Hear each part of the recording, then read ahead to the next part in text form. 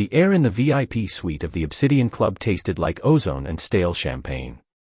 It was a smell Alia had learned to associate with men who had too much money and too little conscience. Alia stood in the corner, her back pressed against the cool velvet wallpaper, willing herself to become two-dimensional. Invisibility was a skill she had cultivated over 3 years in Seoul. As a scholarship student with a draining bank account and a mother back in Kazakhstan waiting for wire transfers, Alia had learned that being noticed usually meant trouble. Being invisible meant survival. Tonight, she was supposed to be a translator. A simple job, the agency had said. Just sit there, translate the technical terms between the Korean investors and the Russian oil tycoons, and do not drink anything. But the meeting had dragged on for 4 hours, the air growing thick with cigar smoke and thinly veiled threats. Her legs ached. Her throat felt like it was lined with sandpaper. Translate that, the men at the head of the table snapped. Mr. Han. He was sweating, his oily forehead glistening under the low chandeliers. Alia stepped forward, her hands clasped tightly in front of her to hide the tremor in her fingers. Mr. Han says the logistics are complicated. He requires 2 more weeks to clear customs. The Russian on the other side of the table laughed. It was a wet, ugly sound. He did not need a translation to know he was being stalled. Suddenly, the heavy oak doors of the suite swung open. The room went silent. The temperature seemed to drop 10 degrees in a single second. 3 men walked in. The 2 in the back were massive, wearing suits that strained against their shoulders, their eyes scanning the room with predatory boredom.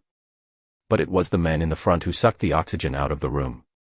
He was tall, wearing a charcoal suit cut so precisely it looked like a second skin. His hair was black, swept back from a forehead that was currently smooth, unbothered. He did not look like a thug. He looked like a prince who had grown tired of his kingdom and decided to burn it down for entertainment. This was Kang Dae-hyun. Even Alia, who tried to keep her head down, knew the name. He was the shadow behind the sunlight of Seoul's legitimate business world. They called him the architect. Mr. Kang, Mr. Han squeaked, knocking over his water glass. The liquid spread across the mahogany table like a dark stain. We were not expecting you. Dae-hyun did not look at him. He walked to the empty chair at the head of the table, the leather creaking softly as he sat. He looked at the Russian guests, then, finally, his gaze slid over to the corner. To Alia. For a heartbeat, his eyes locked onto hers. They were dark, almost black, and devoid of any human warmth. It was like looking into the barrel of a loaded gun. Alia felt a phantom pressure in the center of her chest, as if her heart had forgotten how to beat. Who is she? His voice was a low baritone, smooth like whiskey poured over razor blades. The translator, Mr. Han stammered. Just a temp. She knows nothing. Get her out, Dae-hyun said. He did not raise his voice. He did not have to. Miss Alia, please, Mr. Han gestured frantically toward the service exit. Alia did not need to be told twice. She grabbed her bag, her knuckles turning white, and practically ran toward the side door.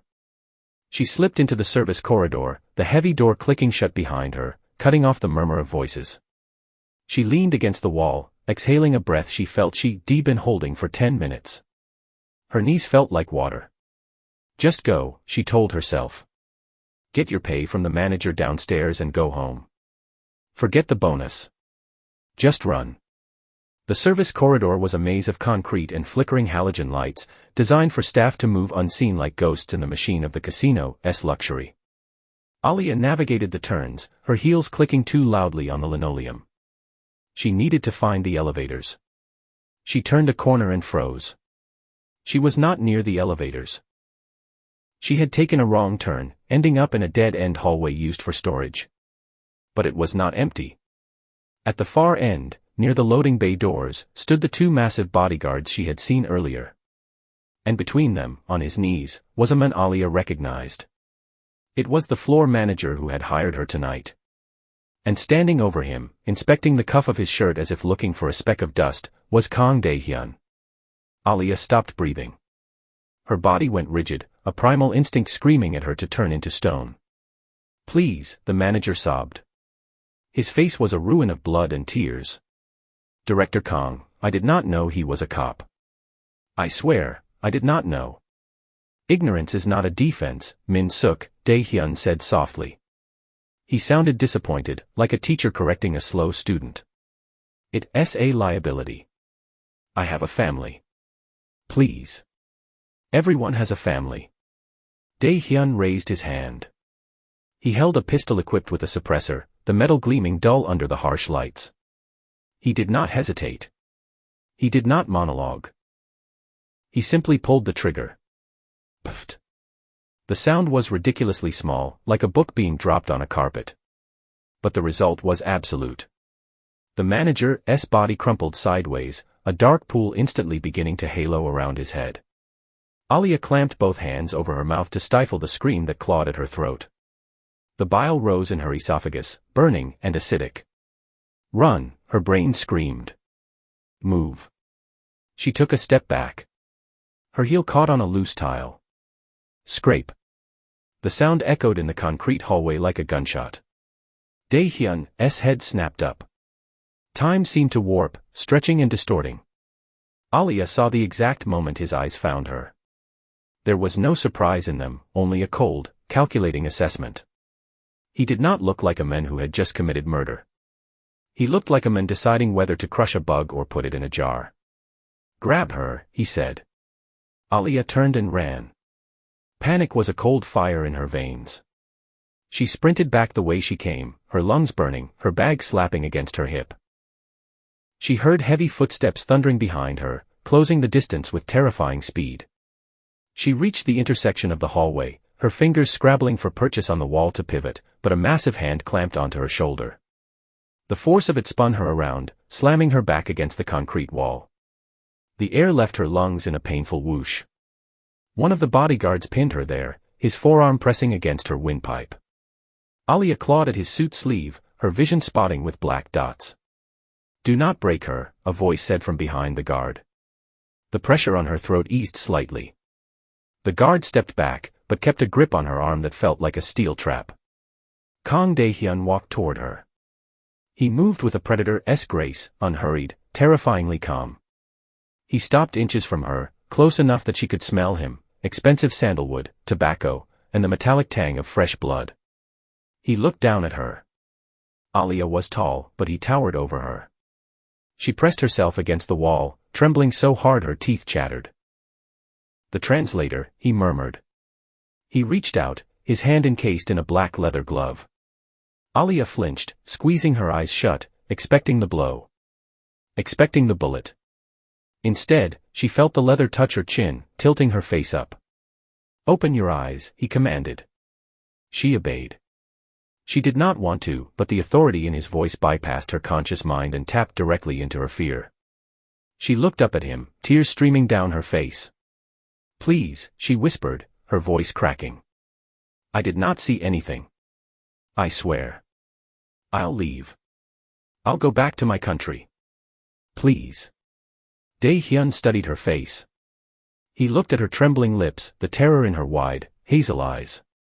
His thumb brushed away a tear that had fallen onto her cheek, the leather cool and smooth against her flushed skin. "You saw everything," he corrected her. "And if I let you go, you will run. Maybe not to the police, but fear makes people unpredictable. Unpredictable people are dangerous. I will not tell anyone. I have no one to tell." "You have a mother in Almaty," he said. Alia's blood turned to ice. The world tilted on its axis. How do you? "I know everything that happens in my building. I know who works here. I know you wire money every second Tuesday. I know you re-drowning in student debt." His hand moved from her chin to wrap loosely around her throat. It was not choking her, not yet, but the threat was there. A heavy, possessive weight.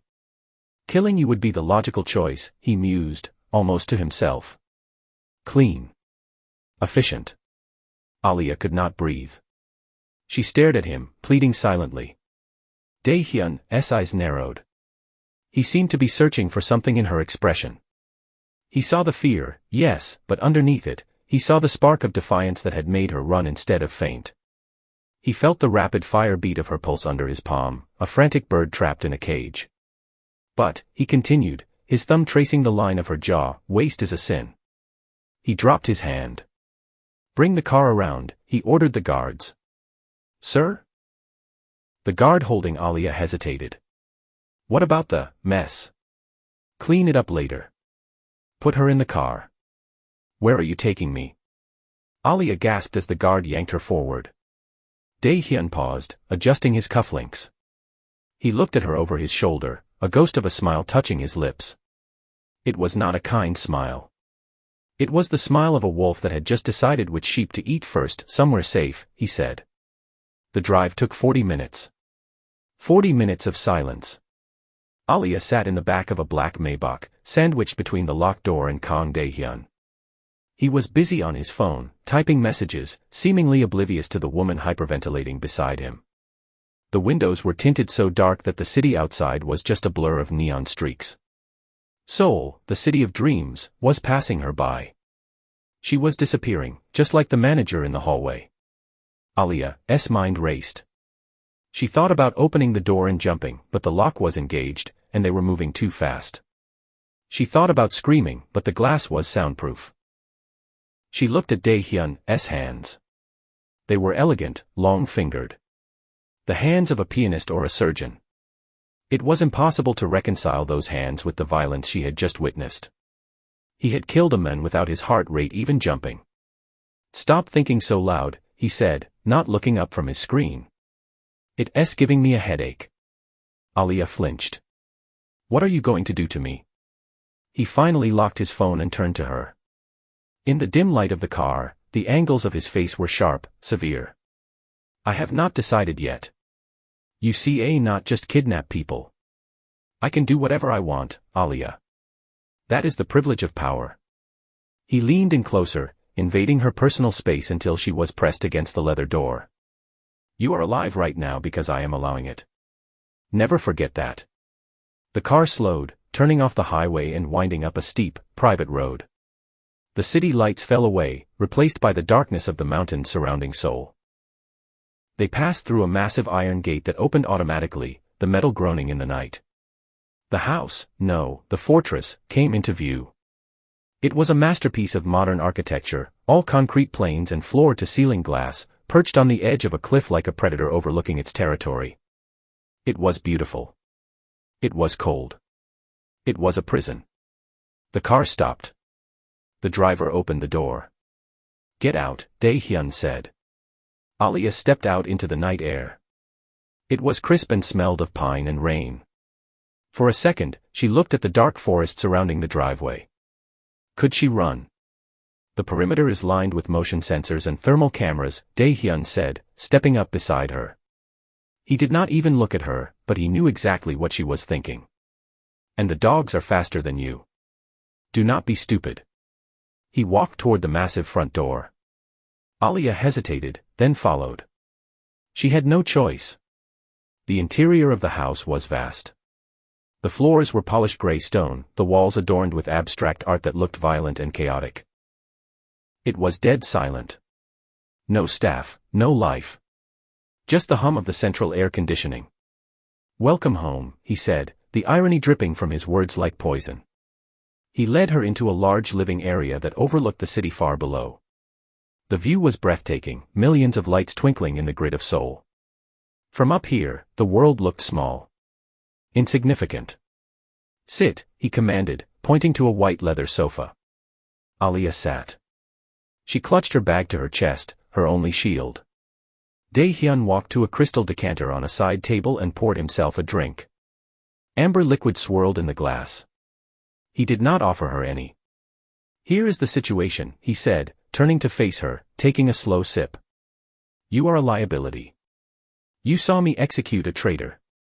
By law of the organization, you should be buried in the foundation of my next construction project. Alia shuddered. A cold sweat broke out on the back of her neck. However, he continued, pacing slowly in front of her. I am currently in need of let's call it a distraction. And you have a certain quality that intrigues me. I would not say anything, Alia pleaded again. I'll disappear. You are already disappeared, he said calmly. As of tonight, Alia the translator has quit her job and moved back to Kazakhstan. My team is hacking your social media and email as we speak to send the farewell messages. No. Horror clawed at her throat. My mother, she, no. She, worry. Your mother will receive a generous allowance from your new job abroad. She will be happy. As long as you behave. He stopped pacing and stood directly in front of her. He placed his glass on the coffee table with a sharp clink. You will stay here, he said. In this house. You will not leave the grounds.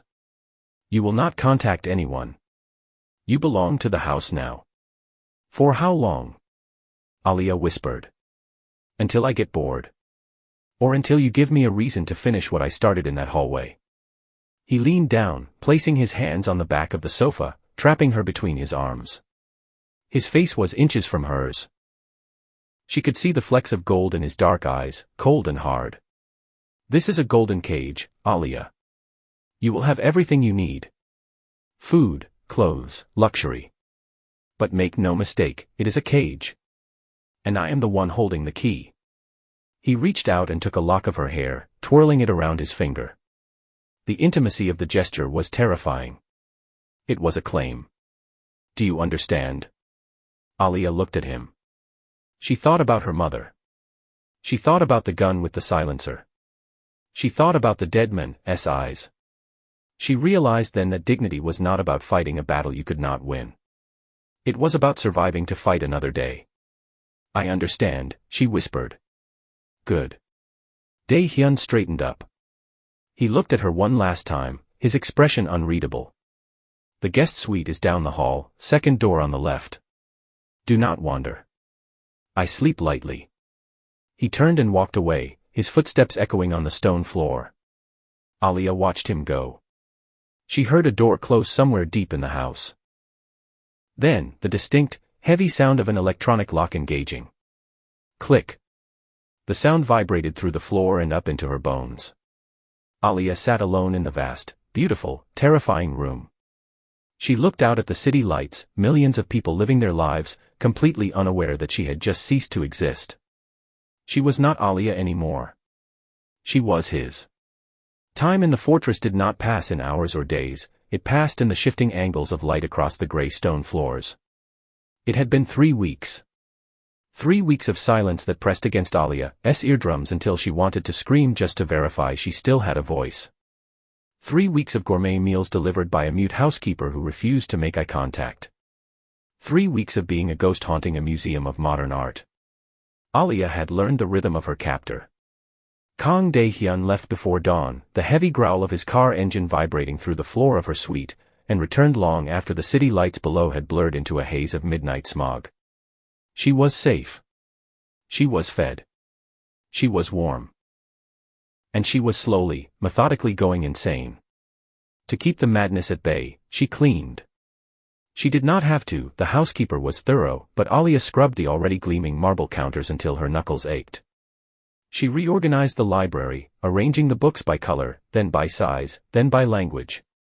It was an act of defiance. I am here, her actions said. I am impacting this space. It was a Tuesday night, raining.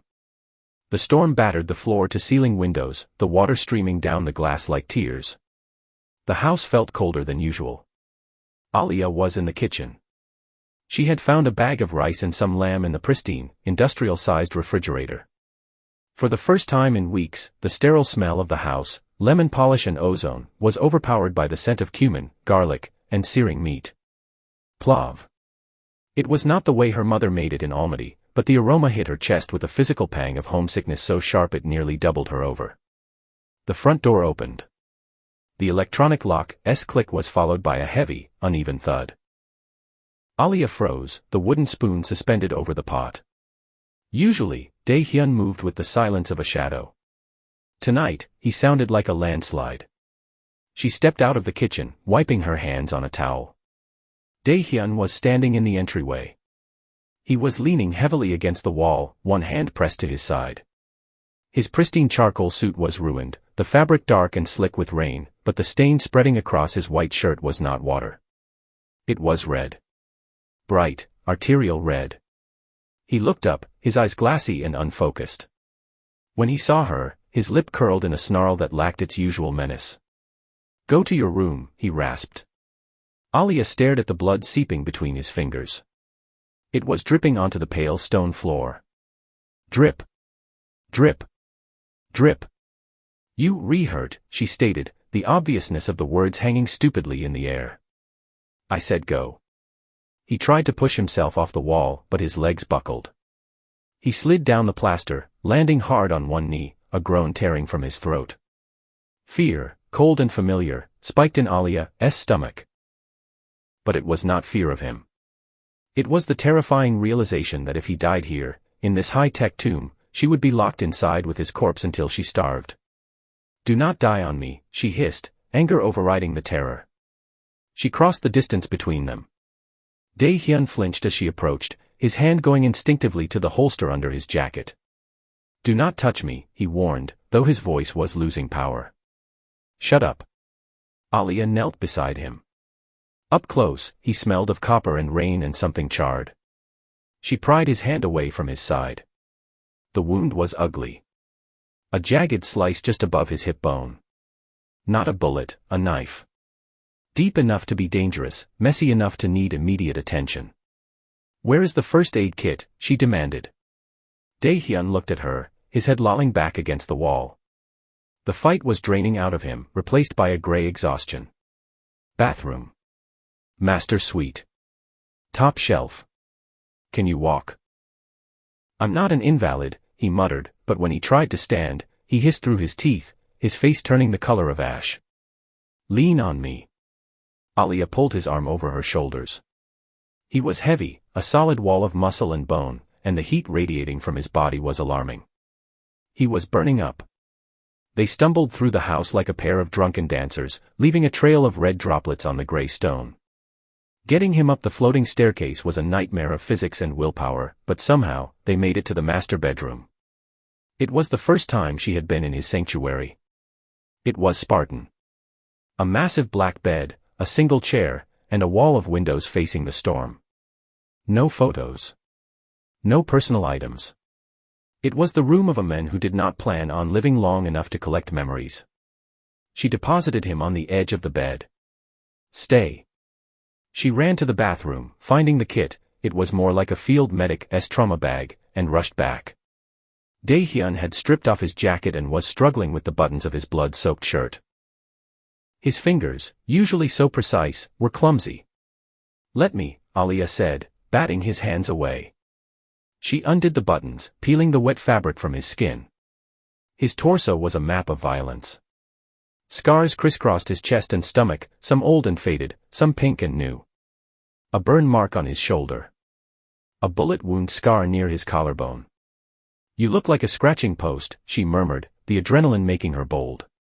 "Occupational hazard," he grunted, eyes closed. Alia worked quickly. Her mother had been a nurse before the arthritis took her hands. Alia knew the basics. Clean. Disinfect. Stitch. Bandage. When she poured the antiseptic over the wound, Dae-hyun's body went rigid.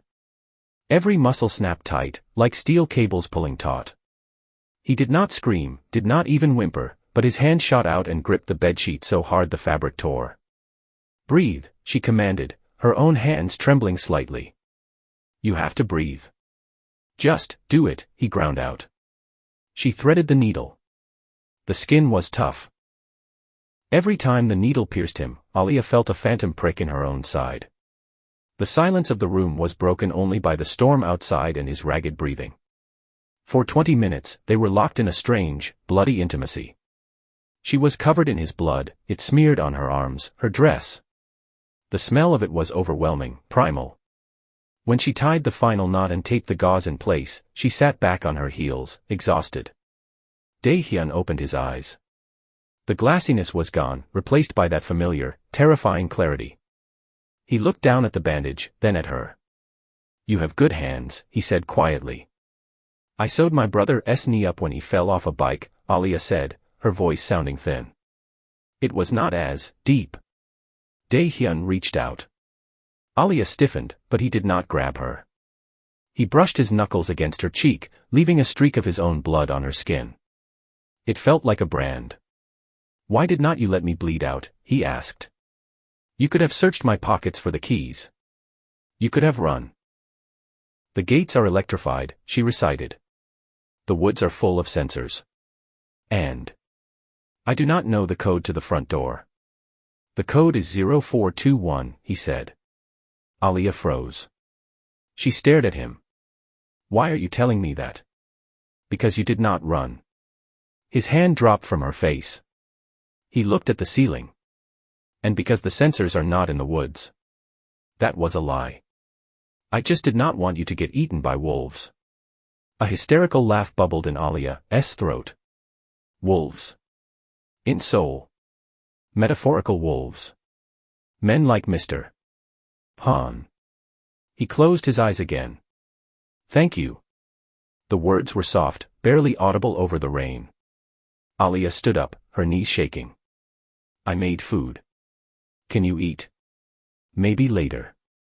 She turned to leave, to retreat to her safe, sterile guest room, but his voice stopped her. "Alia." She looked back. The men who did this, they were Russians. The ones from the club. Alia's stomach dropped. What? They were not satisfied with the deal. They wanted leverage. He turned his head on the pillow to look at her, his gaze intense. "They know about the translator. They know you saw the murder. They think you re a witness I'm hiding for the police. But I'm not. It does not matter what you are. It matters what they think you are." His expression darkened. "The cage is not just to keep you in, Alia. It's to keep them out. You are the loose end they want to cut." The reality of his words settled over her like a heavy blanket. She was not just a prisoner, she was a target. The outside world was not freedom anymore. It was a hunting ground. A week passed. The dynamic in the house shifted. The air was not warmer, exactly, but the tension had changed texture. It was less like a predator and prey, and more like two survivors in a lifeboat. Dae-hyun healed with unnatural speed. Within 3 days, he was back in his suits, though he moved with a slight stiffness. He did not lock her in her room anymore. In fact, he started bringing her into his office. "Translate this," he would say, playing a grainy audio file intercepted from a sat phone. Alia would sit across from him at the massive glass desk, listening to the guttural Russian voices discussing shipments, routes, and cleaning house. She became his ear. She filtered the threats for him. She hated that she was good at it. She hated that when he nodded in approval at her translation, a small, treacherous part of her preened. "They are moving the shipment to Incheon," Alia said one evening, taking off the headphones. "Tomorrow night." They mention a third party interfering. Dae-hyun spun a pen between his fingers. "The triads. They re-getting greedy." He looked at her. The office was dim, lit only by the blue glow of the monitors. "You look tired." "I do not sleep well here," she admitted. "It's too quiet." "Silence is expensive," he countered. "Most people pay millions for it. It feels like a tomb." Dae-hyun stopped spinning the pen. He stood up and walked to the window, looking out at the darkness. "Maybe it is. Everything I touch tends to die, eventually." "Is that why you do not have photos?" Alia asked, the question slipping out before she could stop it. "Because you afraid to remember them." He stiffened. For a moment, she thought he would snap at her, retreat behind his walls. But he did not. "My wife," he said, the word hanging in the air like smoke. "She died 5 years ago. Car bomb. Meant for me." Alia's breath caught. "I'm sorry." She hated this life, he continued, his voice devoid of emotion, which made it all the more heartbreaking. "She wanted me to leave the organization. I told her just 1 more year. Just until I secured the territory." He laughed, a dry, bitter sound. "I secured the territory. I buried her in it." He turned to face her. The vulnerability was there again, the cracks in the marble. That's why you here, Alia. Not just because you a witness. But because, when I saw you in that hallway, terrified but standing your ground, you looked like her. The confession hit Alia like a physical blow. She was not just a loose end. She was a ghost. A replacement. I am not her, she whispered fiercely. I am Alia. I am real. I am not a memory for you to keep in a jar. Dae-hyun walked toward her. The energy in the room spiked, electric and dangerous. He stopped in front of the desk, leaning over her, his hands bracing on the armrests of her chair. I know, he murmured, his voice dropping an octave. You are sharper than she was. Harder.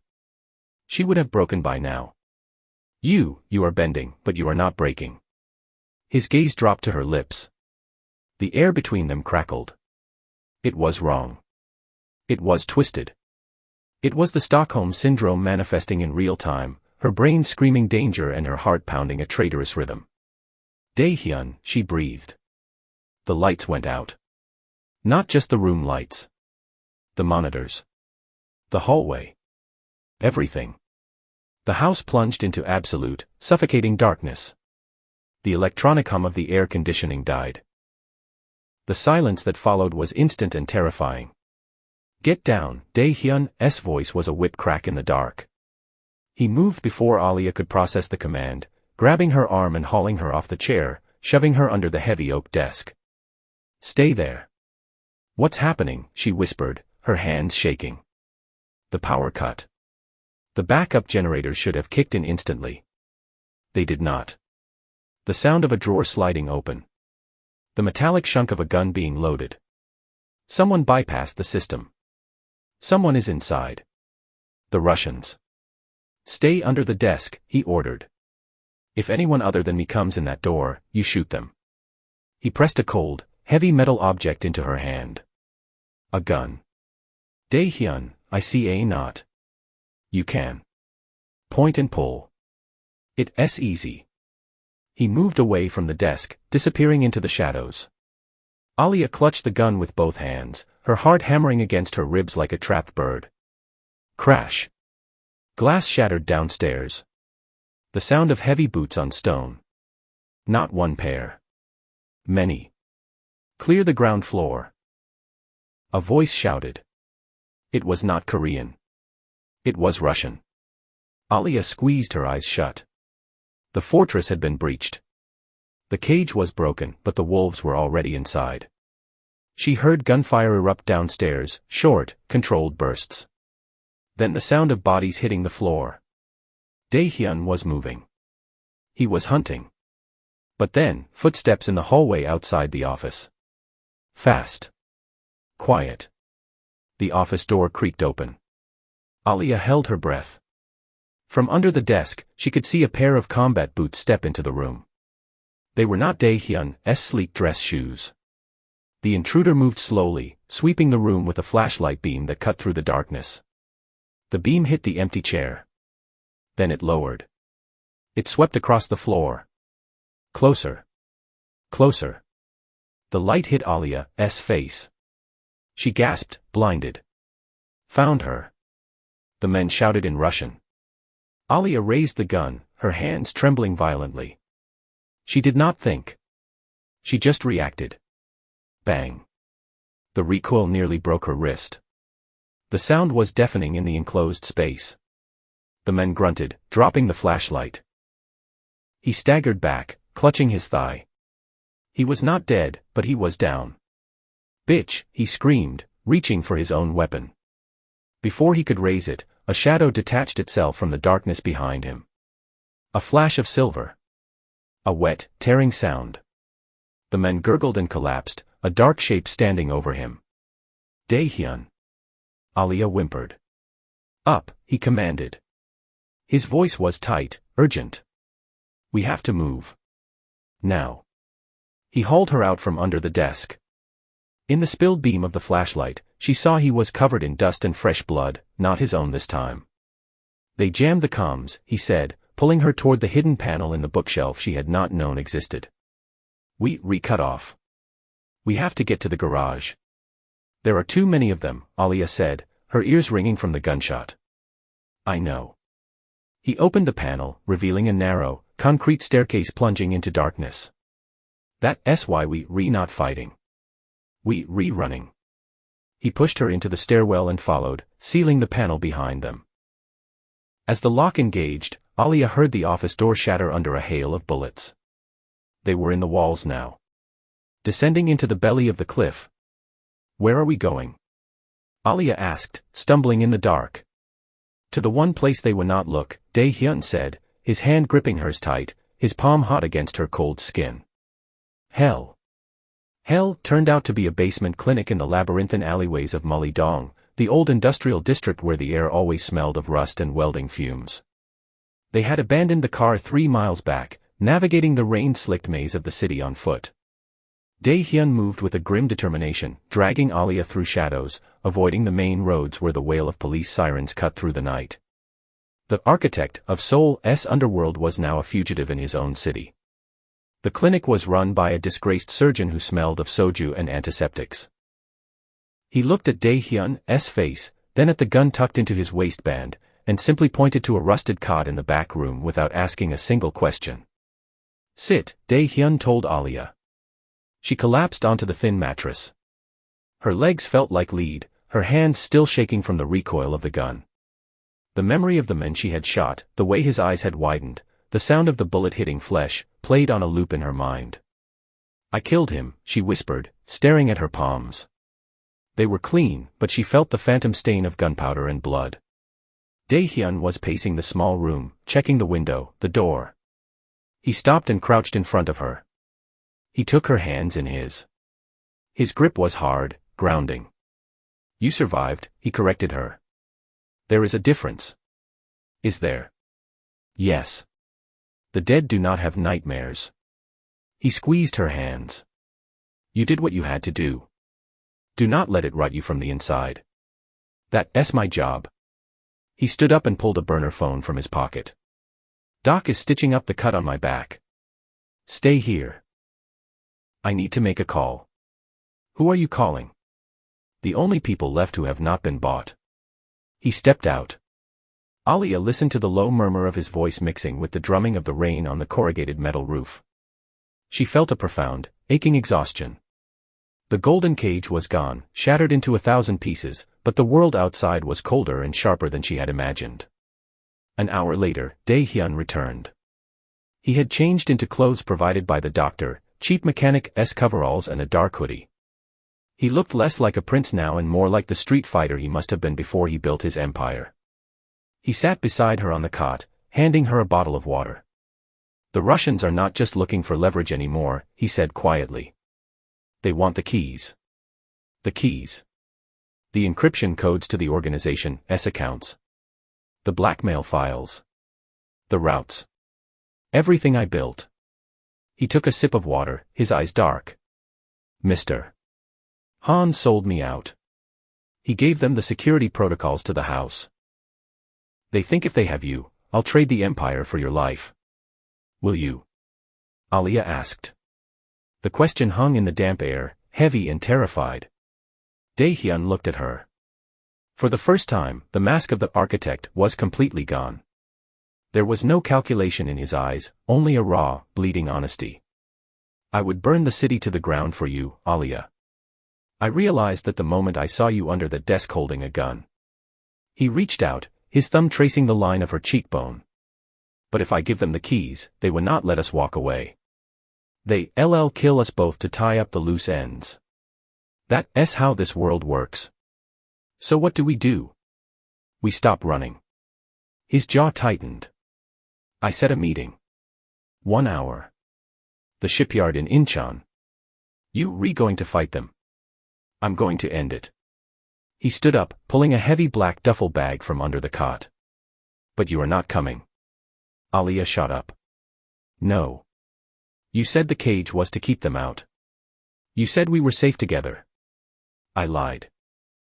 He checked the magazine of a fresh pistol, sliding it into the holster. You are going to take the doctor's car. There is a boat waiting at the Incheon ferry terminal, separate from the shipyard. It will take you to Jeju, then a flight to Almaty. Passports, cash, everything is in the bag. I'm not leaving you. Alia. He grabbed her shoulders, his fingers digging into her flesh. Look at me. This ends tonight. Either I walk away, or I do not. But if you are there, I will be distracted. And if I am distracted, I die. And if I leave, I die inside.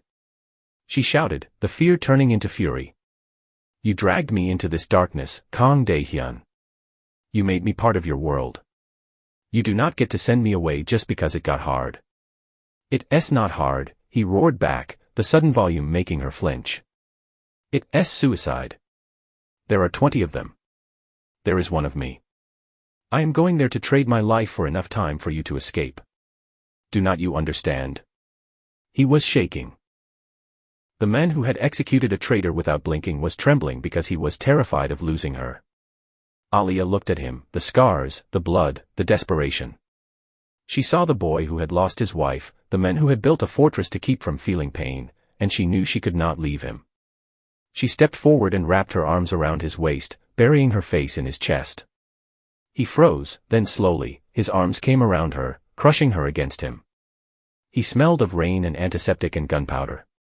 We go together, she mumbled into his hoodie. Or we do not go at all. Dae-hyun held her for a long moment, his chin resting on the top of her head. She could feel his heart hammering against her ribs. You are a fool, he whispered, his voice cracking. I learned from the best. He pulled back, framing her face in his hands. He kissed her then, hard, desperate, a kiss that tasted of salt and finality. It was not a promise of forever, it was a plea for now. Okay, he breathed against her lips. Together. The Incheon shipyard was a graveyard of steel. Massive cranes loomed like skeletal dinosaurs against the stormy sky, and shipping containers were stacked like colorful bricks, creating a maze of shadows. The rain had turned into a torrential downpour, washing away the grime of the city but not its sins. Dae-hyun parked the car behind a rusted hull. He checked his weapon one last time, then handed Alia a smaller gun. Stay behind me, he ordered, his voice back to that cold, command frequency. If I go down, you run to the water. Do not look back. They moved through the maze of containers. The meeting point was an open clearing near the dry dock, illuminated by harsh floodlights that cut through the rain. 5 black SUVs were waiting.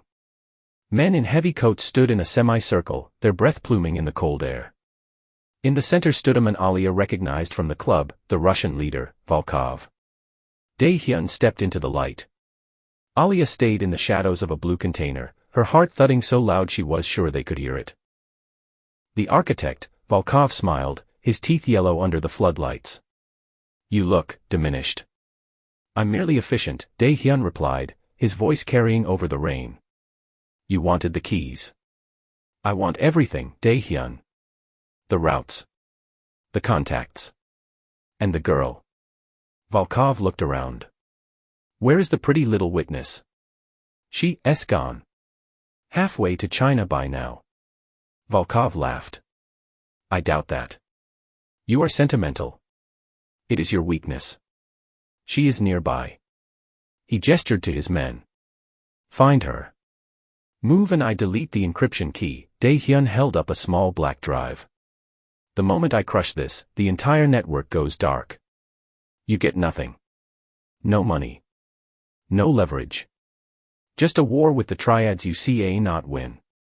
Volkov hesitated. The greed in his eyes warred with the bloodlust. Give me the drive, Volkov commanded. Let the girl go. Confirm she is safe. Then you get the drive. I make the terms here. Volkov roared. Suddenly, a gunshot cracked through the air. It did not come from Dae-hyun. It came from the container stack above them. One of Volkov's men dropped. Chaos erupted. Ambush. Volkov screamed, diving behind a car door. Dae-hyun did not waste a second. He raised his weapon and fired, taking out 2 men before diving behind a stack of pallets. Alia watched in horror as the shipyard turned into a war zone. But then she saw who was firing from the high ground. It was not the police.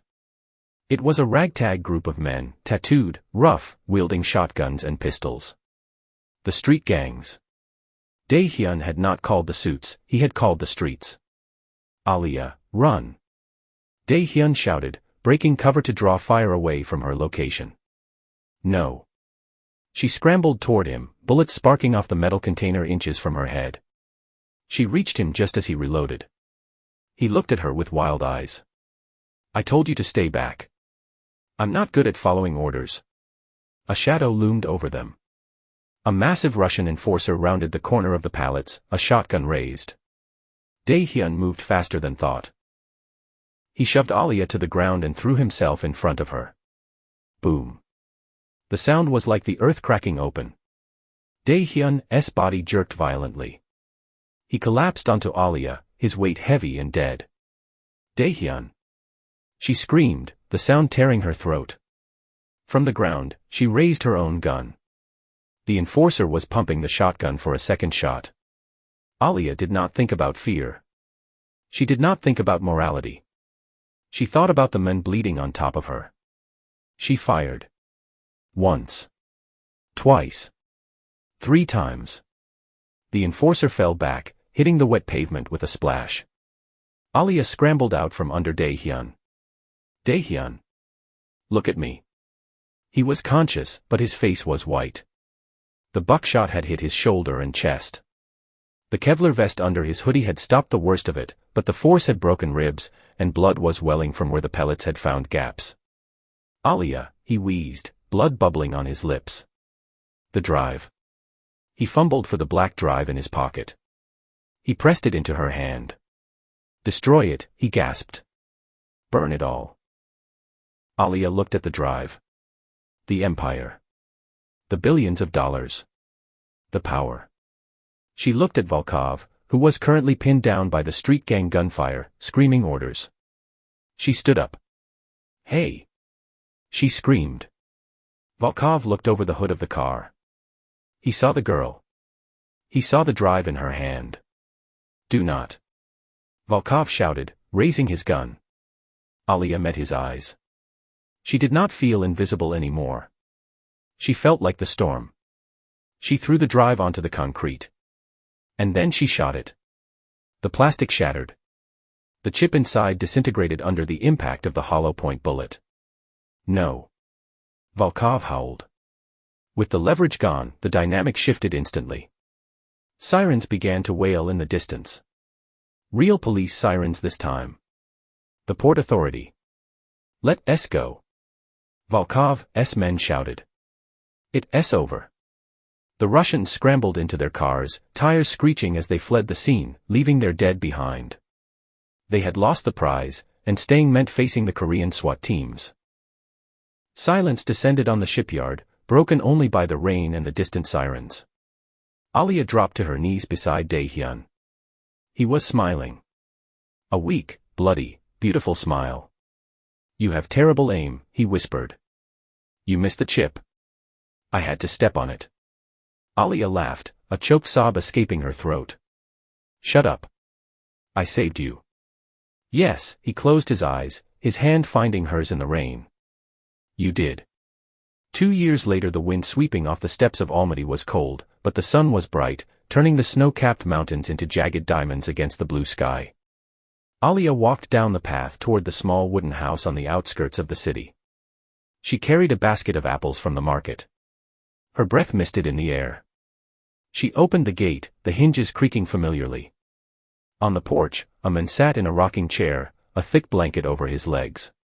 He was reading a book in Russian, his brow furrowed in concentration. He looked different. The sharp, predatory edge was gone, replaced by a quiet strength.